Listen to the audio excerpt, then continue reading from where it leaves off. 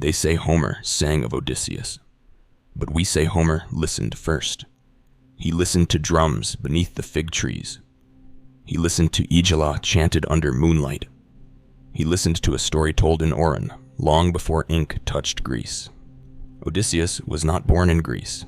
He was carved from an Odu. Let's decode this, line by line. In Odu Erete Meji, it is said, "The one who journeys must forget to remember." That's Odysseus. He forgets himself. He is lost at sea.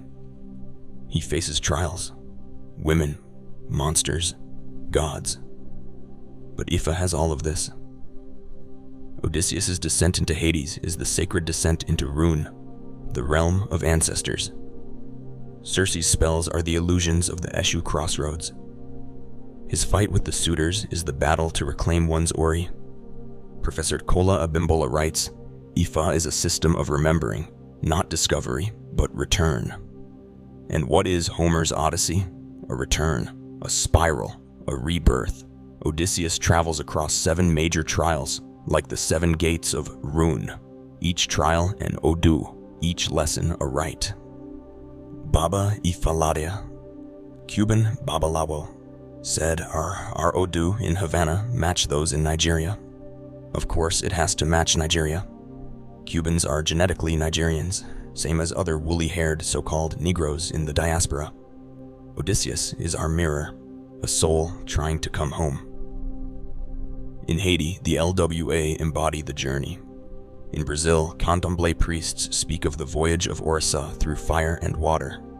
In Trinidad, the sacred stories still spiral. Professor Sophie Oluwole, Africa's genius is in cycles. The spiral is not confusion. It is deeper order. Even Homer admitted it indirectly. In Book 11, Odysseus says, "I journeyed through night to speak with the dead."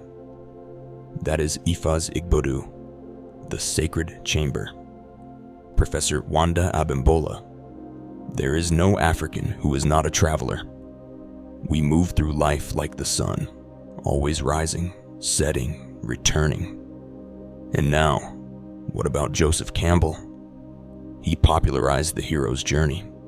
He taught millions, but he never said he got it from African soil, because his source wore gelée or are primitive, walked barefoot.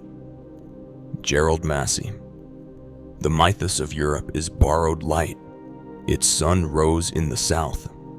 So when Homer writes of gods and monsters, we see Eshu, Oya, Sango, Orunmila.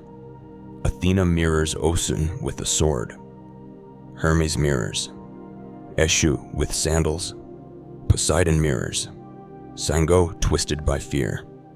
Penelope mirrors the hidden Ori. In Odu, Gunda Meji, it is written, "The one who returns is not the same as the one who left." Odysseus came back changed.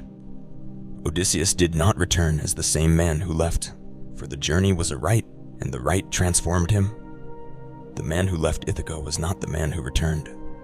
He had remembered his Ori, because that's Ifa. The Odyssey mirrors the return of Ori to alignment.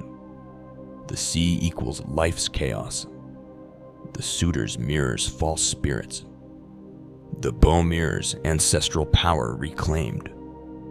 Professor Ayodele Awojobi would say, "Let the world know, a graduate of Zero cannot erase a truth carved in the bones of Africa." And we agree. They tried to trap the spiral in a straight line, but the spiral always breaks free. We swim in a great ocean of truth, and the spiral of Ori rises again from Ile Ife, across Havana, across the world. All proofs are coming up in documentaries and books from the ocean of evidence. We are exposing the biggest literary masquerade, that Homer created the soul's path, when in truth, he merely echoed the footsteps of Orunmila. Lights out. Let it be clear enough. Food for thought.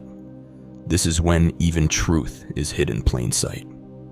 While many scholars have questioned the Greek originality of the Odyssey and traced its structure to older Eastern traditions, No historian has ever identified its underlying system as Ifa or recognized O, Du as the surviving core encoded in the name and structure of Odysseus. Because Nigeria, the cradle of civilization, the real Ethiopia, remembers.